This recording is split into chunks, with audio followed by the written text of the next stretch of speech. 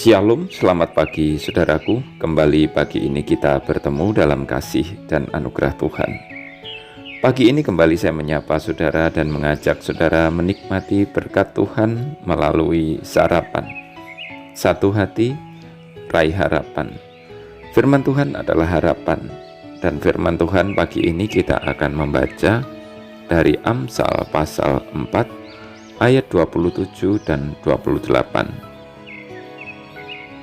Janganlah menahan kebaikan daripada orang-orang yang berhak menerimanya, padahal engkau mampu melakukannya.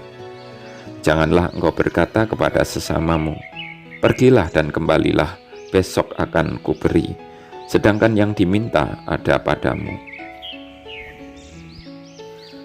Saya sungguh yakin bahwa setiap kita mampu melakukan kebaikan. Bentuk kebaikan bermacam-macam dan sangat banyak. Misalnya memberi sesuatu seperti makanan, barang-barang, bahkan uang.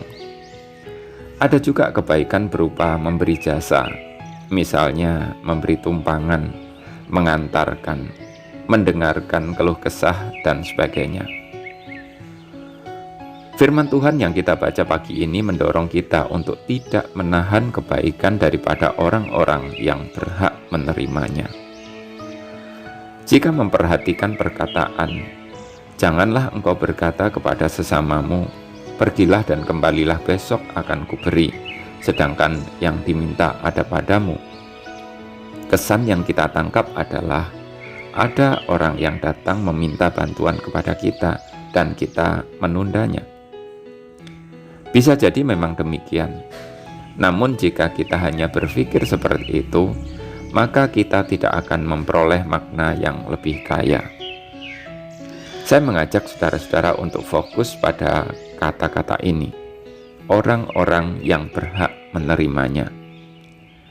Dalam bahasa Ibrani digunakan kata bahal, di mana kata ini dipakai untuk menjadi kata ganti orang-orang suami, pemilik atau tuan, orang yang melakukan, penipu, orang yang marah, teman-teman, dan masih banyak kata lainnya. Jadi cukup luas sasaran yang disebut sebagai orang-orang yang berhak menerimanya. Oleh karena itu, baiklah kita memaknai firman Tuhan pagi ini bukan hanya sebatas pada orang-orang yang mendatangi kita untuk meminta bantuan, melainkan lebih dari itu. Apabila kita sudah berkeluarga, kita harus melakukan kebaikan pada pasangan dengan melayani sebaik-baiknya, menjadi teman bicara atau teman diskusi yang baik, menjadi sahabat yang menemani di setiap situasi. Apabila kita bekerja, kita harus menunjukkan kualitas terbaik kita dan mengerjakannya dengan penuh tanggung jawab. Firman itu juga berlaku untuk kita ketika kita terlibat dalam pelayanan.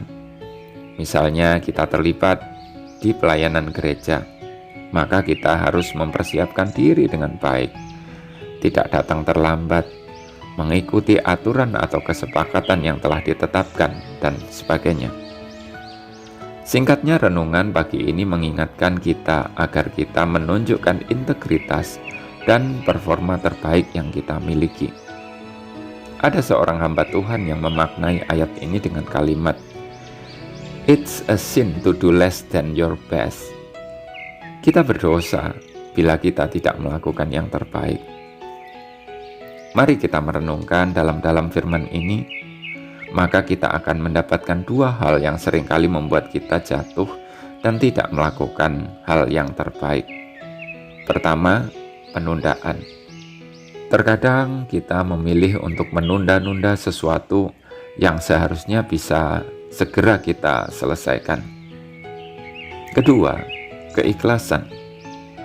Seringkali ada keterpaksaan dalam hati kita, sehingga bukan pemberian terbaik yang kita sodorkan. Mari kita terus evaluasi diri kita dan juga tindakan kita, sehingga kita memberikan terbaik seperti yang Tuhan perintahkan.